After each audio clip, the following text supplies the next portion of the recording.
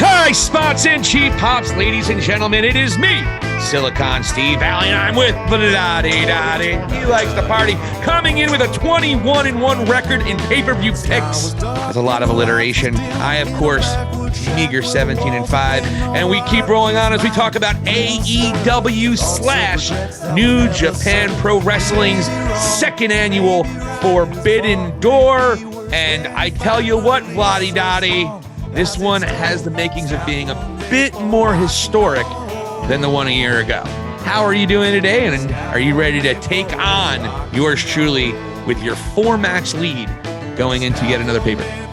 Yeah, actually, I'm doing pretty well. Thanks for asking. And I am looking forward to this, actually. I mean, I'm not crazy about the entire card. I'm not going to lie to you, but the two main events of the show, which you probably would consider Okada and Bryan Danielson, and then, of course, Omega versus Ospreay. Those two matches, I definitely like to see. So, like, you know, that's like really what piqued my interest with this pay-per-view.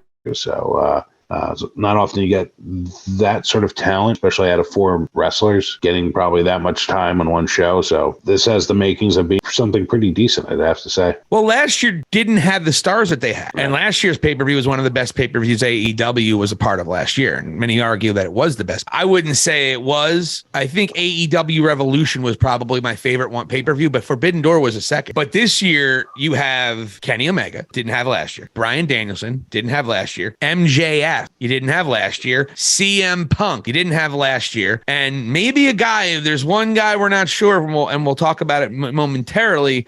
One guy we didn't have last year from the New Japan side as well. And I'm hoping to Christ he's going to be the partner for Darby Allin and Sting. And of course, I'm talking about Tetsuya Naito. So Vladi Dottie, where do we start for this Sunday's Forbidden Door? I think we should start at the main event. And let's just throw it on the table here. We have the dream match of Okada versus Bryan Danielson. This is like, if you're a Mark millionaire and can go and book any show, this is definitely got to be on your list. And we're seeing it come to fruition. Absolutely. You got probably one match I think most people would say that would be the one. There would be others that you might consider Okada versus Omega again. That's not going to happen because of the Ospreay thing anyway. But if you needed to pick one dream match from one guy, from one company to the other guy to see, that would probably be the match that anyone would want to see out of anything. It really should be. And I'm just really excited about it. Kazuchika Okada, obviously legend. People are already saying the best ever from New Japan Pro Wrestling. And he's going against Bryan Danielson, in my view, the very best version of Bryan Danielson, Daniel Bryan I've ever seen. He's dynamite on the mic. This version of him in the ring is absolutely, arguably the best in the ring. I think he's been the best wrestler in the world for a couple years. I'm talking bell to bell. No championship to really speak of. Okada, Bryan Danielson. This might shock you, I picked Bryan Danielson to beat Kazuchika Okada in the main event. Wow. That is a bit shocking, as I took Okada. Very interesting. Right off the bat, we are at odds. Well, it's going to be a great match. I don't know how high Okada can withstand a loss more so than I think Danielson can at this point. And also you look down the card, I think New Japan is going to clean the clock at AEW in a lot of ways. So it's interesting. But also I like Bryan Danielson more. So maybe I'm rooting for him. That could be the case, but I do believe Bryan Danielson walks out the way. Yeah, honestly, like, you know, I wasn't sure who to pick, but I'm like, I just thought to myself, I'm like, Danielson was willing to job to Daniel Garcia. And if he's willing to job to that vacuum of entertainment and wressling, he would definitely agree to lose to Okada, and especially if they went and put on a classic. It's more of out of Bryan Danielson's humility. I'd say I went that way. So I'm going Okada. Well, that's a great reasoning. I love your reasoning for that. I really do, because that did cross my mind as well. But yeah, okay. So what do we got next after? We have the IWGP United States Championship match. And by the way, isn't it ironic that the 2 world championship matches aren't even remotely close to being a sniff of the main events in this card? That's something they have to address, I feel like, moving forward. It was the same thing last year. Yeah. So, I mean, here we have none other than Kenny Omega versus Will Ospreay. And this is really conjuring up one of the more intriguing storylines because Don Callis is involved, especially. And it's almost like he's trying to lure him into his fold, if you will, offering him security in Canada because the Canadians are offering to basically get violent with Ospreay upon his arrival. Yeah. And there's Callis willing to save the day. So I'm going with Ospreay. 100% Will Ospreay's going to win this one. First of all, it's the second chapter. Thirdly, you have to love, I wanted to bring this up. Will Ospreay is trying to get massive heat because he was kind of the babyface in the New Japan storyline. Kenny was kind of the dick in Japan. And Ospreay was the homegrown guy that's just trying to prove his worth against a guy he considered a hero at one point. And Kenny was just being a dick and ridiculing him about, hey, you're never going to be me. You can't fill my shoes, Will. Screw you. Now it's a situation where Will's cutting promos on Bret Hart, cutting promos on Canada. And by the way, I think he's working, by the way. Will Ospreay is one of the nicest human beings and coolest cats. If you ever hear him in doing a shoot interview. So this is all bullshit for the record, but we don't know that, right? So he's doing this amazing job of going to have so much heat on Sunday from the Canadian crowd and, of course, Winnipeg. And then you add that heat with Don Callis. I think it's a perfect example.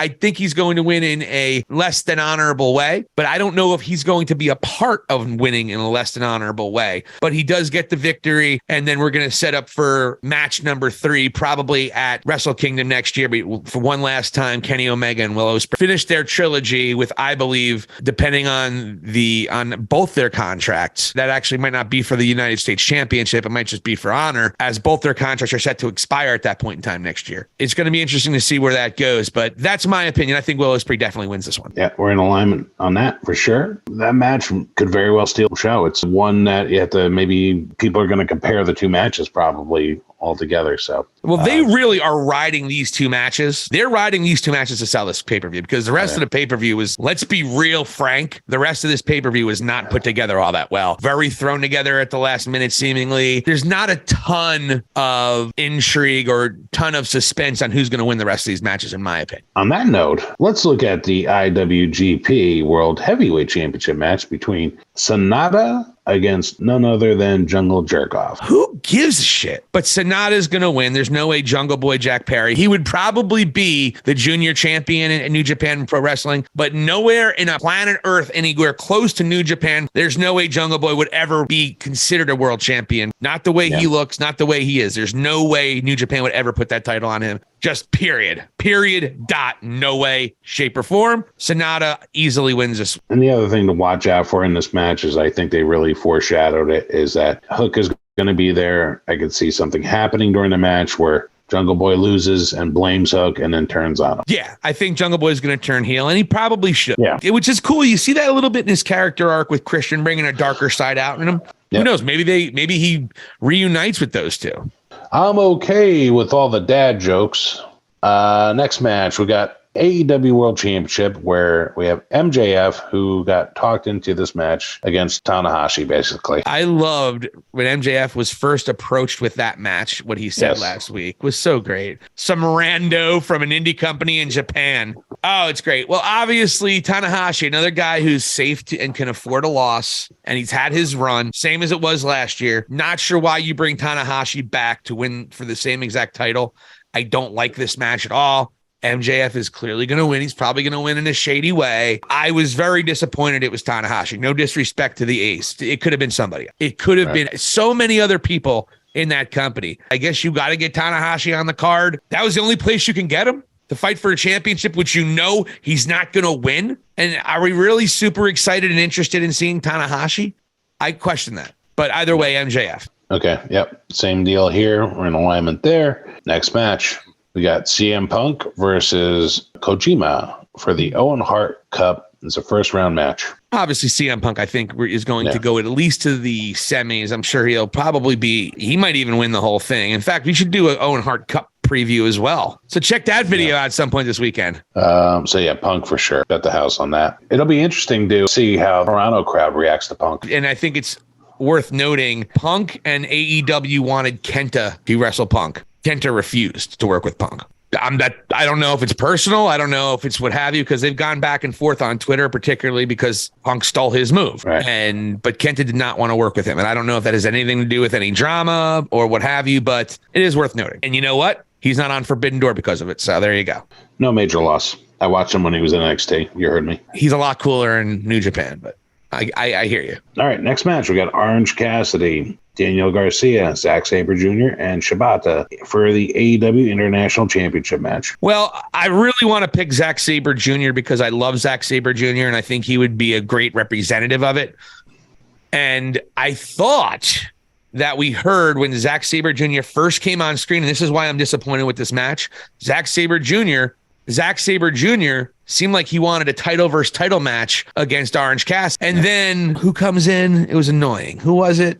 Daniel Garcia. Daniel Garcia. Why is Daniel Garcia on this card? Exactly. What the fuck? So you bring in Daniel Garcia and Shibata. They both come in, and it totally ruined my boner. I was like, shit, we're going to get Orange Cassidy versus Zack Sabre Jr. Honestly, could be my favorite New Japan pro wrestler is Zack Sabre Jr. against Orange Cassidy, which would be a classic match. The way their personalities would go back and forth, it would be great. Title for title, you guaranteed a title change.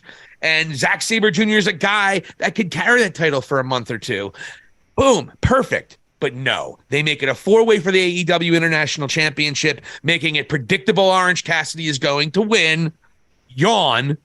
And Daniel Garcia, in all likelihood, is going to take the job. But you're missing what you can do with Zack Sabre Jr.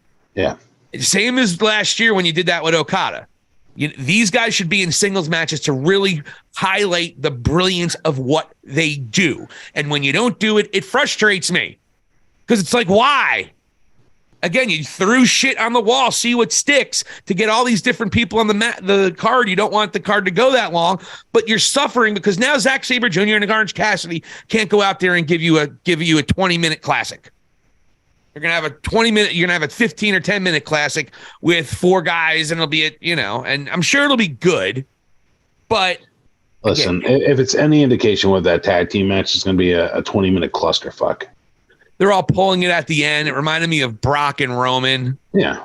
Yeah. It was so lame. Lame. It was lame. So sorry. Zack Sabre Jr. is probably cursing in British accent. And listen, I agree with you. Like, if they just spotlighted Sabre Jr. out there, would have been way better. Highlight what the guy can do on the mic. He's definitely got very good technical skills. Oh, that would have been that would have been an interesting change of pace for for Orange Cassidy to go against. But now, as soon as Daniel Garcia walked out 2 weeks ago, I'm like, they just blew this to shit. 100%. And it was literally just like popping a balloon. Because I was genuinely excited about Orange Cassidy and Zack Sabre Jr. Don't put that out there. Don't give me that hope and so many other people that hope and then take it away from us. That was a bad job by AEW with that, and I'll be the first to admit that. So, fuck you, Tony Khan. Just kidding. Yeah. Yeah, seriously, Tony. Just kidding. Tony. We love you, Tony. I love you, Tony. Love strong. It's a very strong word. He's made the professional wrestling business a lot better because of his financial investment and his passion for the business. So anyone wants to shit on Tony Khan, that's fine, but his intention has been great, and he has done a lot more positive for this industry than negative, and it's not even close. So let's be honest. And you know what? He hasn't had any NDAs he's had to sign because he's been a sexual assaulter. It's amazing. I said love is a strong word to use, and all of a sudden you went to Tony Khan public relations department mode. I'm just saying I don't love the guy. And you're like, oh my God, he changed the world as we know it. I just want a hug. Yeah, it's like I just want to get a hug from Tony Khan. I'm sure you could work that out, especially after that public relations speech. But yeah, I was like, okay. I'm grateful. Maybe you should try that, sir. I'm grateful as well, but I just don't throw around the love with just random strangers. Like you do. Maybe you should. Maybe you should love everybody, and your heart would be more full. Even certain cult members. Toni Storm versus Willow Nightingale for the AEW Women's World Championship. Tony Storm. I mean, I think it's going to be an excellent, excellent match. Hopefully the crowd's really behind Willow, and hopefully they keep the crowd entertained. I think they will. I think they're both very good. But yeah, there's no doubt that Tony Storm wins, even though they kind of call it a crossover, even though Willow Nightingale is officially signed with AEW. She does work for New Japan as well, and she's the women's strong champion. So it's interesting. Yeah, Tony Storm win. That one is another one that you don't really need to use your brain on any of these. It's just like that one, boom, boom, boom. Next match, Takeshita Umino and the Blackpool Combat Club versus Eddie Kinks Ishii and your boys, the Elite. Hangman and the Bucks. So yeah, I believe. You know what? I didn't pick this one for some dumb reason. I am of the opinion. Man.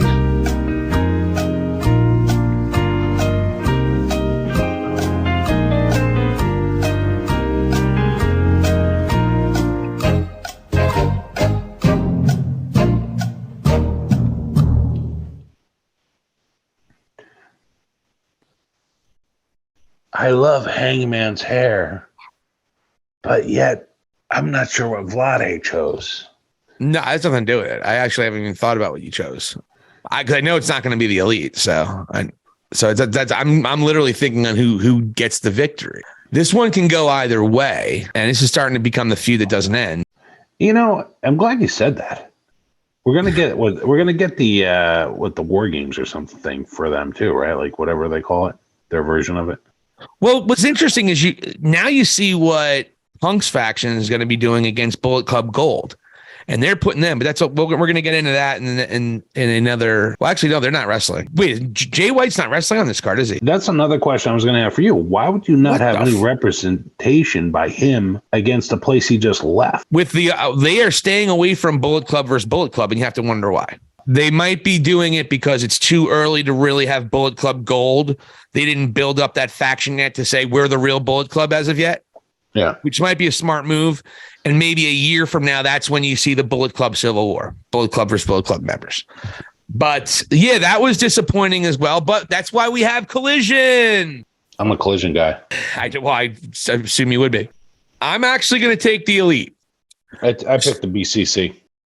I'm going up and down this card, and I think you have to have some baby faces win. And because you're not having Kenny win.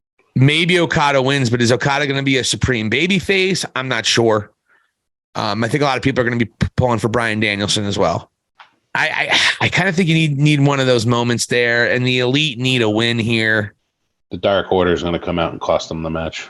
If you watch Being the Elite this week, you might be not too far off. Really? Yeah, they've decided to turn the page with Hangman. So there you go. They were heartbroken, and I don't blame them, actually. Hangman played them like they were like little schoolgirls. He was always keeping them on the back burner. Yeah. Yeah. It's kind of disgusting, actually. Hangman used the Dark Order to help lift him up to heights he has never seen before, and let's be honest, may never see again. And what does he do? As soon as the Young Bucks flick their beautiful, beautiful hair and dad bods at them, Hangman going running back. Singing great songs like the Chili's barbecue ribs song and talking about his big dick. Big omission on Being the Elite this week. Nobody in the Elite has a big penis. They're all small. But Kenny Omega rallied the troops around saying, look, you guys can still be the Hung Bucks. Doesn't matter how big or small. As long as you're packing, you're hung. And Kenny was right. And I thought it was a really great testament to their friendship and love for each other. Kenny also made reference to the locker room being toxic waste, as there was some kind of meal, some kind of snack they were eating, and it said toxic waste. It was like kind of a gimmicky food. And then Kenny had referenced it saying, "Oh, it's like our locker room vibe right now. Locker room morale right now." Wow. Something of that nature. I'm paraphrasing. So, and then it's just ironic that Meltzer then will come out and say that everyone says it's toxic. Meanwhile, you're seeing smiles and people saying, and they got to be happy with the ratings from Collision this past week. Yeah. There's a lot of things to be positive about AEW. If it's toxic, you got to wonder why right now. Yeah, what section is toxic, Kenny? But anyways, I might put that part in later on. But yeah, that's fine. So so you got BCC. I'm gonna go with my boys, the Elite. Maybe good. I have a feeling you're gonna be, you son of a bitch. You are going to be undefeated. I'm gonna be 2 down, and it's gonna be annoying. Right now, 21-1. You are sitting at Vladi Dottie. This has been an incredible run. Arguably the strongest run anyone has ever had. And this is after you've been champ since last All In. It's crazy. It's very Undertaker-like in terms of streaks right now. It was the exact number where he was at when Brock Lesnar beat him. Hold on one second. Absolutely. So what's next, Body Dottie? Well, the last match that I see on the card, correct me if I'm wrong if you have something else in case I missed it, we got Jericho and Suzuki and Sammy Guevara versus Sting, Darby Allin, and the always ominous To Be Determined, TBD. All right, and I think I am in the majority of folks who know anything about New Japan Pro Wrestling. I am praying to Christ that the leader of Los Ingobernables de Japan, Tetsuya Naito, one of my favorites, one of everyone's favorites in New Japan, missed the card last year because someone fucked up and was stupid and didn't put him on the card. I am praying he is Sting and Darby Allin's partner. Either way, Sting doesn't lose. I'm going with Team Face Paint. Yeah, I'm there with you. Sting never loses. Always bet on Sting on a pay-per-view pretty much, except for his retirement match, I would say. And Tetsuya Naito. That would electrify everybody. But we're going to find out on Collision this week if it really will be Tetsuya Naito. And I hope he comes out and wearing his nice cape and suit. One can dream.